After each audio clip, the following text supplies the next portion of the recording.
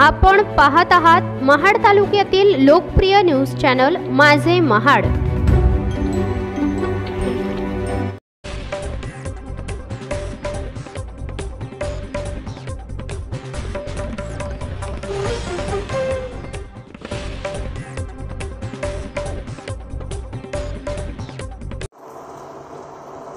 महाड तालुक्यातील देशमुख कांबळे येथील रहिवासी प्रभाकर देशमुख व किशोर देशमुख यांच्या वाड्याला रात्री 2 वाजल्याच्या सुमारास भीषण आग लागल्याने घटना घडली आहे।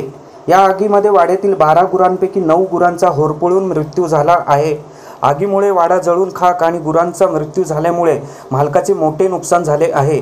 आग विझवण्यासाठी गेलेला राहुल देशमुख हा देखील भाजल्यामुळे जखमी झाला असून 3 गुरांना वाचवण्यात यश आलं आहे।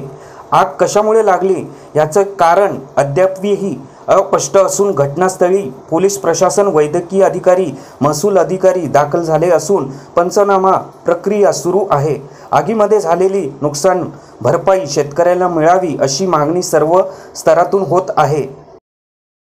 प्रभाकर गोपीनाथ देशमुख आणि किशोर देशमुख या दोघांचा वाडा, त्याच्यामध्ये दोघांची गुरं होती। गुरं एकूण 13 होती। 13 पैकी मला वाटतं रात्री 1:30 वाजता आग लागली आणि काही मंडळींनी बघितली आणि विझवण्याचा प्रयत्न केला।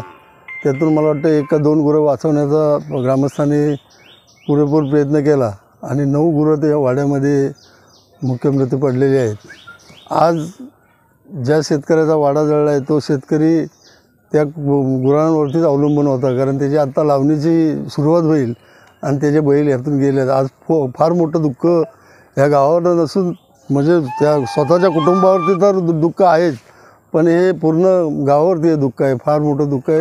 ही आग कशी लागली मी आता विचारलं सगळ्यांना, ते बोलले आम्हालाही माहिती नाही, त्याच्यामध्ये लाईट पण नव्हती, मग आग कशी लागली हा मोठा प्रश्न आहे। रात्री 1:30च्या सुमारास आग लागली।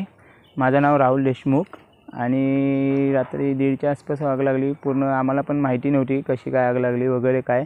आम्हाला पण तिकडून वरतून फोन आला की आग लागली म्हणून वाड्याला तुमच्या, आणि तसंच आम्ही आलो, पळत बघितलं तर तरी सगळी गुरांची नुकसानी झालेली आहे। ब्युरो रिपोर्ट माझे महाड।